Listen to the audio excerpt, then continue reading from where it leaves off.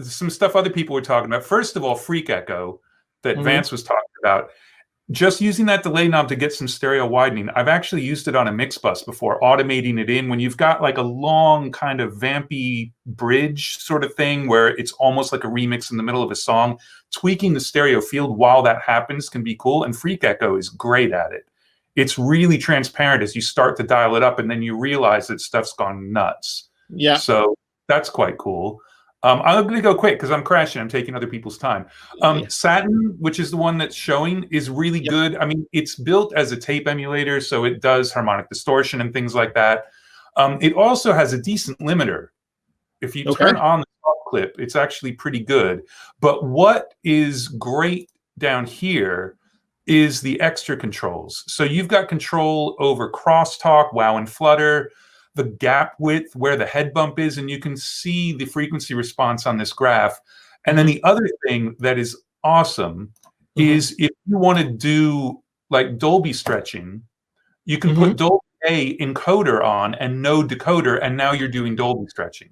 Wow. So it's a really powerful plugin that does a lot of stuff, and it sounds different from a lot of things. And so what do you use it on? Well, for a little while, it was actually my bus compressor because I was using a little bit of the tape kind of saturation and then using its soft limiter. And then I got sick of that pretty quick. So I use it if I want to kind of mess stuff up, I can put some wow and flutter on and then mess around with the azimuth because you can actually like tip the head over and that'll start to comb filter. And then you can automate that if you want. So you can get some like weird movement.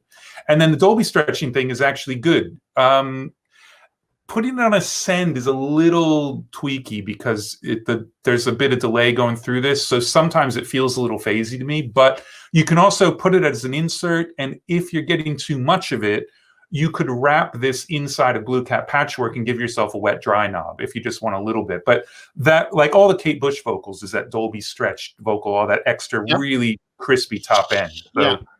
So that's good for that. Another thing for wonking stuff up, which is great, is the Goodhertz wow control. Yeah. And like I use this preset a lot, damaged tape, and it's like a cassette deck where the tape's broken. And so you can see this phase offset jumping around, and it's basically random. And so it's got saturation, whatever, but it does this really cool wow and flutter. So I won't usually use this on a source, but I'll use it across the return of a reverb or something like that. So all of a sudden the reverb gets these great wow and flutter dives at really random times. And it means you can use less of the reverb because it'll sort of poke out as it goes. All right, next, I just wanted to show the Elevate limiter that you were talking about because, so the way this limiter works is it's a 26 band filter bank and then limiter, then a transient sort of recovery thing.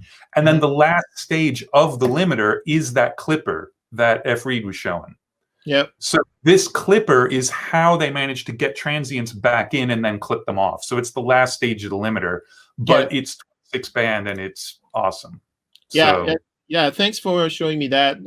It's really cool. It's a really great alternative. And just really transparent, or you can mess with it if you want. I mean, you can go nuts with the drive and the transient emphasis and stuff like that. But mainly for me, it just doesn't sound like a whole lot while it's doing a lot. Which is good. You can definitely get more out of it, more level out of it than you can even with the Oxford or whatever. It's pretty awesome. Yeah, and it does true peak limiting, so it does take care of intersample overs and blah blah blah. So yeah, it's good. And then the last, well, there are two.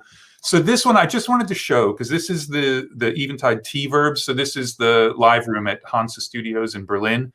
But I've actually been using this on my mix bus, dialed down to either 10 or 15% wet, and then take down the far mics a little bit. I usually take the reverb time down.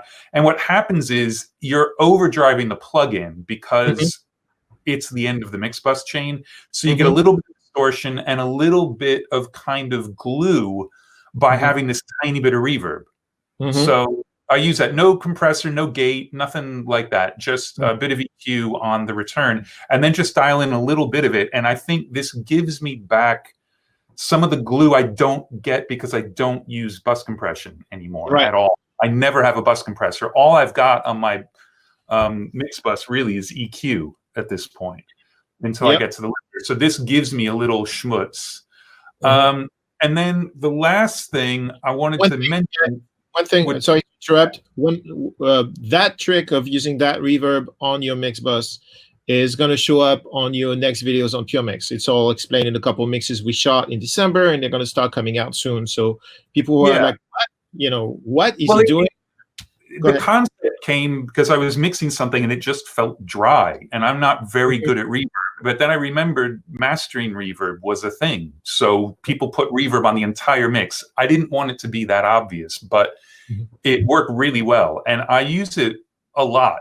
I mean, it's only the tiniest bit, but probably 80 or 90% of the mixes I do, it's in my template off, and I bring it on, and it almost always helps.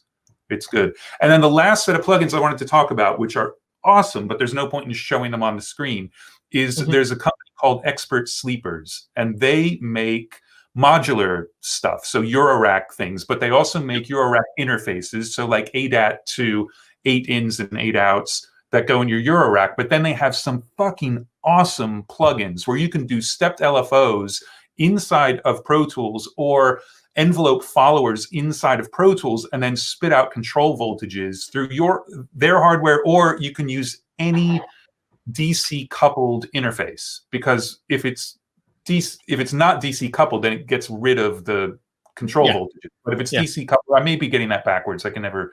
No, it has to be DC coupled. Yeah. And so then you can use that as control voltages in your modular, or take control voltages from your modular and actually record them into Pro Tools, edit them, and spit them back out.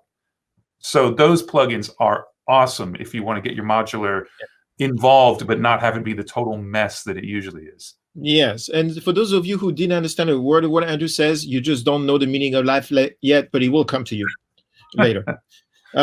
Because I wanted to get out of the way, so that's all I got. Modulars are the meaning of life.